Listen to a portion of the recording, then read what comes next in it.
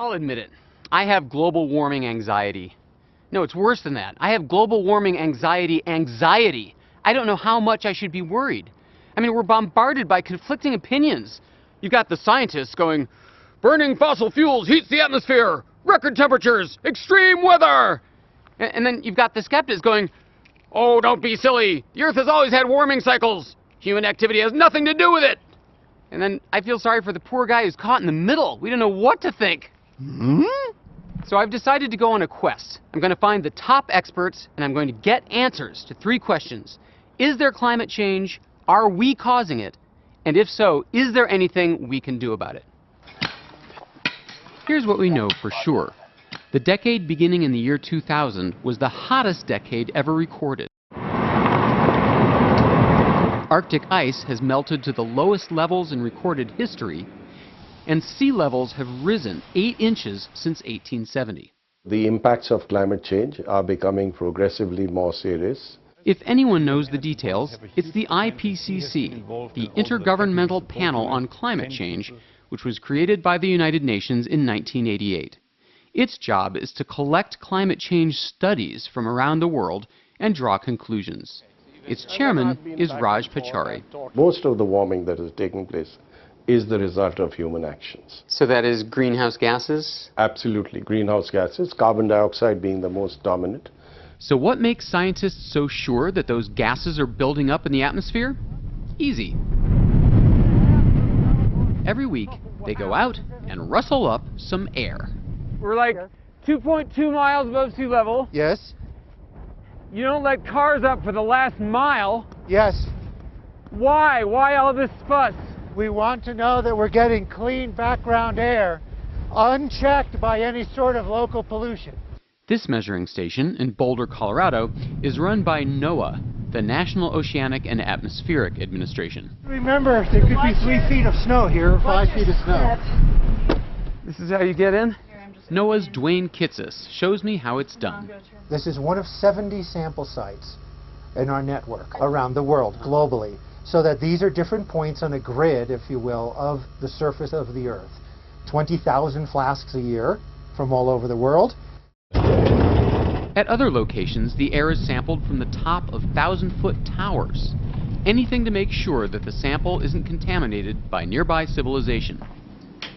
All of those bottles from around the world get shipped to labs like this one, which analyze the gases inside.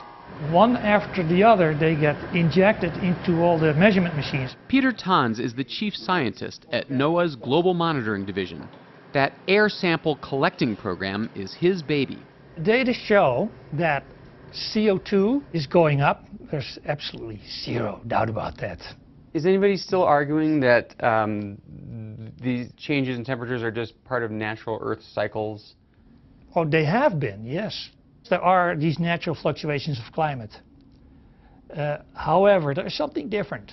You look at the rate of increase when the Earth was in one of its natural cycles. So what we're now having is 100 times as fast as what was happening during these natural cycles. Well, then how can there be such a thing as this skeptic community? There's only a small fraction of skeptics who want to deny that the increase of greenhouse gases is due to mankind. Most of them actually accept that.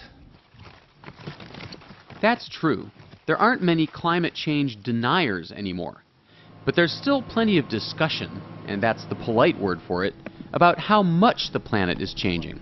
So this is the global average temperature record with 39,000 stations all around the world averaged together. This is the temperature record.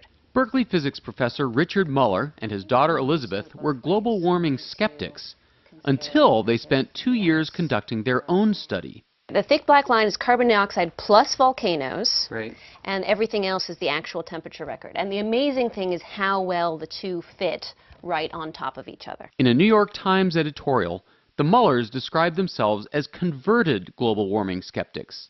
But they sure don't sound very converted. The number of hurricanes has not been going up. The number of tornadoes has not been going up. What about the droughts and the fires in the West? Well, that's because we're building closer to the fire areas. The number of fires in the United States has actually been decreasing with time. What about polar bears? They're dying because of global warming, no? No, there's no good scientific evidence for that.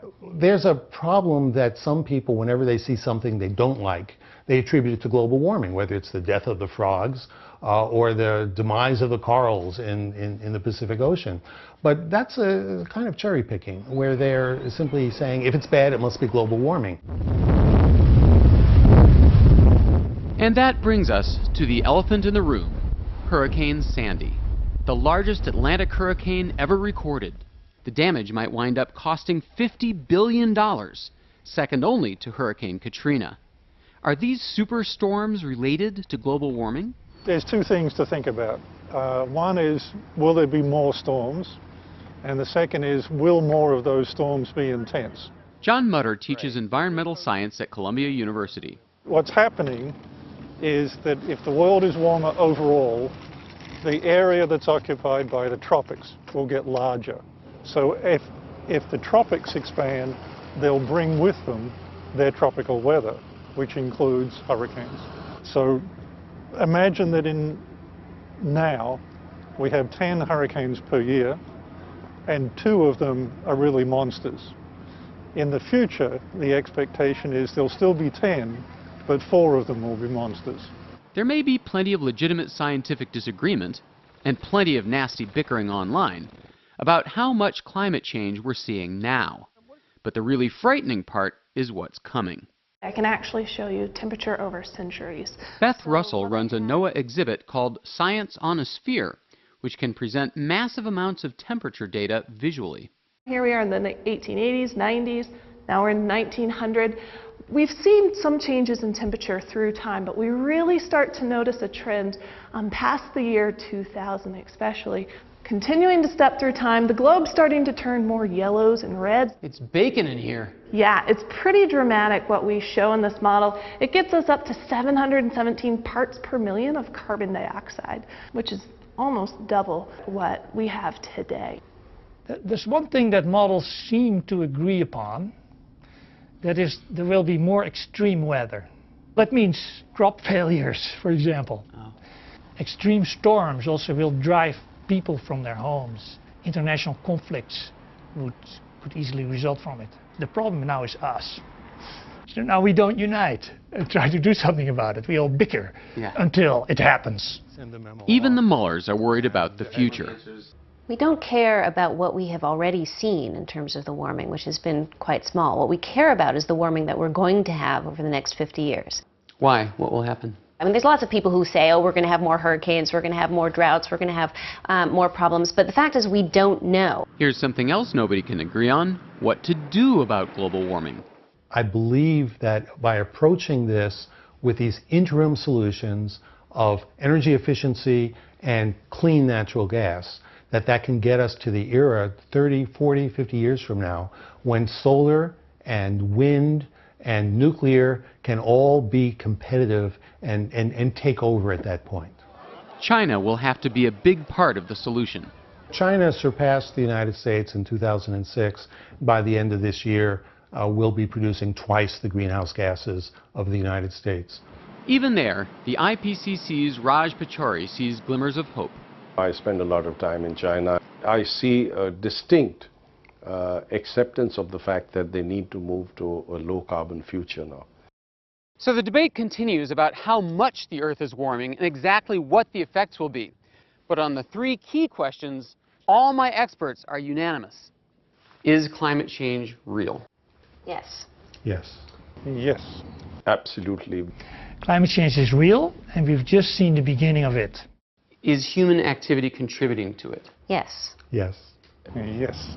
Over 90% evidence that human beings are responsible. There is no doubt in my mind that humanity is the main cause. And is there anything we can do about it? Yes. Yes. Certainly. Yes. We can do a lot. If we decide this is serious, we can avoid most of it.